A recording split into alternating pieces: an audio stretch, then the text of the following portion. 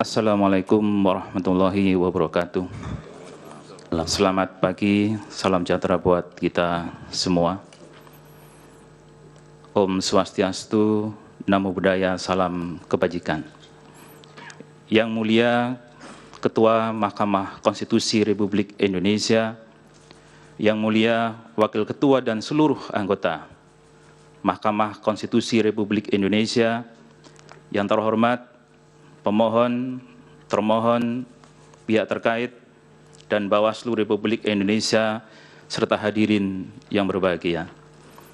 Izinkan pada kesempatan ini saya ingin mengupas tentang makna wewenang Mahkamah Konstitusi dalam memutus perselisihan tentang hasil pemilihan umum.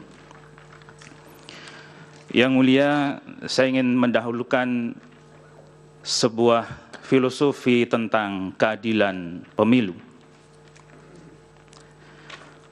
Bahwasanya,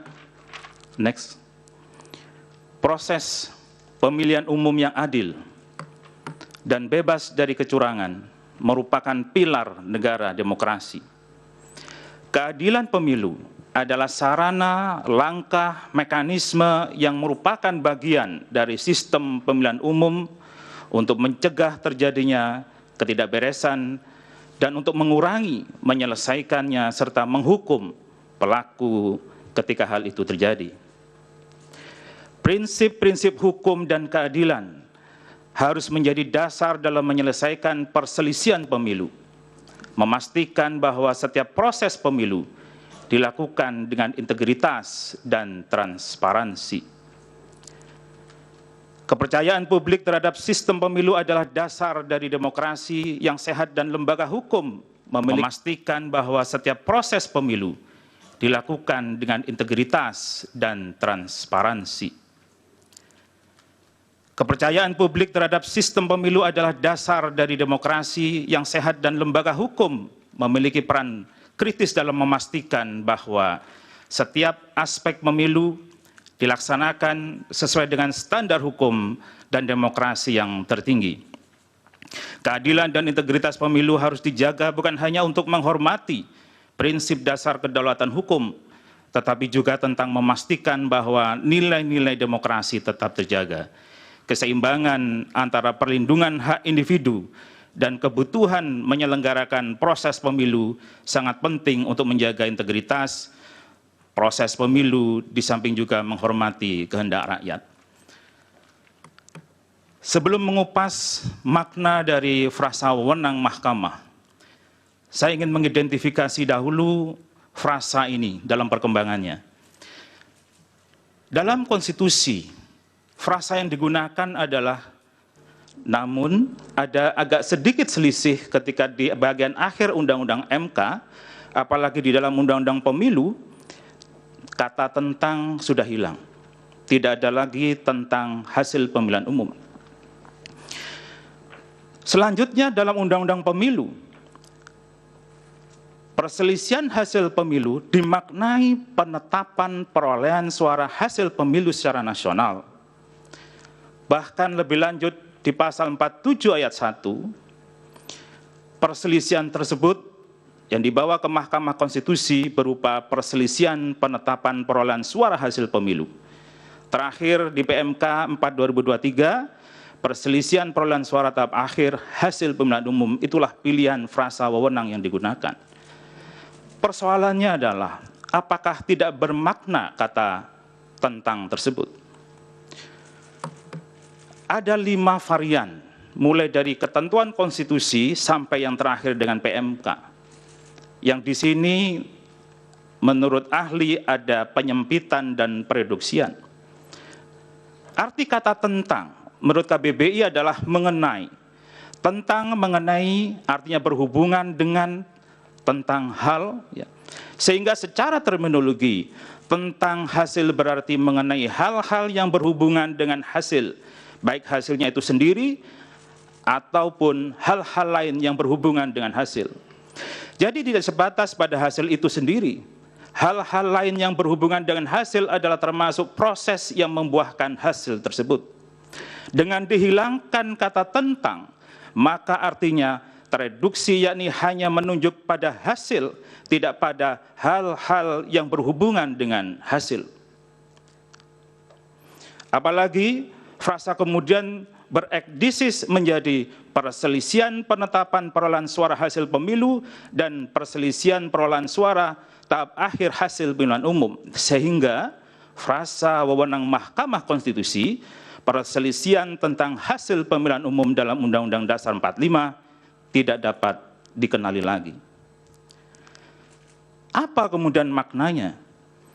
Seharusnya dengan kembali pada rumusan frasa wewenang sebagaimana pasal 24C ayat 1 Undang-Undang Dasar 45, makna yang lebih luas atau komprehensif dari hanya sekedar memutus perselisihan dengan tentang dicoret hasil pemilihan umum. Makna memutus perselisihan tentang hasil pemilihan umum menurut ahli adalah memeriksa dan mengadili perselisihan antara peserta pemilu dengan KPU mengenai proses perolehan jumlah suara dan hasil perolehan jumlah suara peserta pemilihan umum secara nasional. Apa yang dimaksud proses perolehan di sini? Menurut ahli adalah mahkamah memeriksa dan mengadili proses memperoleh suara dari adanya pelanggaran yang belum, tidak dapat, atau tidak ingin diselesaikan oleh penyelenggara pemilu. Ada dua pelanggaran. Menurut ahli adalah mahkamah memeriksa dan mengadili proses memperoleh suara dari adanya pelanggaran yang belum, tidak dapat, atau tidak ingin diselesaikan oleh penyelenggara pemilu. Ada dua pelanggaran. Pelanggaran yang tidak dapat ditolerir, intolerable condition, dan atau pelanggaran yang dilakukan secara sistematis, terstruktur, dan masif. Yang kedua, kalau soal hasil perolehan, maka maknanya adalah memeriksa dan mengadili perselisihan penetapan perolehan jumlah suara peserta pemilihan umum secara nasional yang dibuat oleh KPU. Dengan demikian, maka seharusnya lah menurut penalaran hukum yang wajar, kita kembali ke frasa wewenang sesuai ketentuan Undang-Undang Dasar 1945. Pertama, pelanggaran pemilu yang belum, tidak dapat, atau tidak ingin diselesaikan oleh penyelenggara pemilu dan tidak diputus oleh Mahkamah Konstitusi, maka hanya akan menunda keadilan yang akibatnya justice delay, justice denied. Yang kedua, Mahkamah adalah pengawal konstitusi. Mahkamah Konstitusi memutus perkara berdasarkan undang-undang sesuai dengan alat bukti dan keyakinan hakim. Mahkamah tidak boleh membiarkan aturan prosedural memasung dan mengesampingkan keadilan substantif. Bila hanya memutus hasil, maka peserta pemilu yang melakukan pelanggaran yang seberat-beratnya dan menang tidak akan dihukum. Ini bertentangan dengan azas nullus commodum capere potes de injuria sua propria. Tidak boleh seseorang diuntungkan oleh pelanggaran yang dia buat dan tidak boleh seseorang dirugikan oleh pelanggaran yang dibuat oleh orang lain. Dan yang paling dalam adalah sumpah hakim Mahkamah Konstitusi. Dalam sumpah hakim ini, dua kali Undang-Undang Dasar ditautkan. Yang pertama adalah memegang teguh Undang-Undang Dasar. Dan yang kedua, ketika menjalankan segala peraturan perundang-undangan dengan seluruh-seluruhnya, masih ada frasa menurut Undang-Undang Dasar. Sumpah ini kalau kita lihat berbeda dengan sumpah presiden sekalipun. Presiden dalam sumpahnya hanya disebutkan menjalankan segala undang-undang dan peraturannya dengan seluruh-seluruhnya. Tidak ada frasa sesuai atau menurut Undang-Undang Dasar. Yang mulia Majelis Mahkamah Konstitusi, kekhawatirannya adalah terjadi keadilan sesat, miscarriage of justice.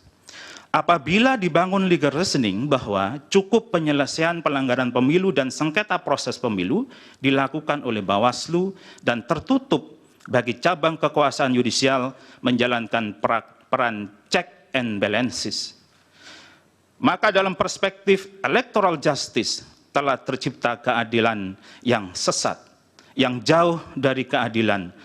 Rechtvaardigheid van beginsel. Bawaslu menurut Undang-Undang Pemilu adalah salah satu penyelenggara pemilu, cabang kekuasaan eksekutif, sehingga seharusnya bisa ditilik dan diimbangi oleh cabang kekuasaan lainnya.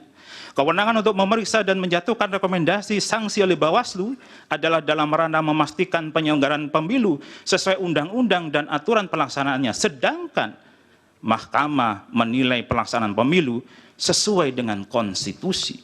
Sudah 10 menit, Oke. bisa dilanjutkan dengan pendalaman. Baik, masih Yang Mulia. Baik, silakan.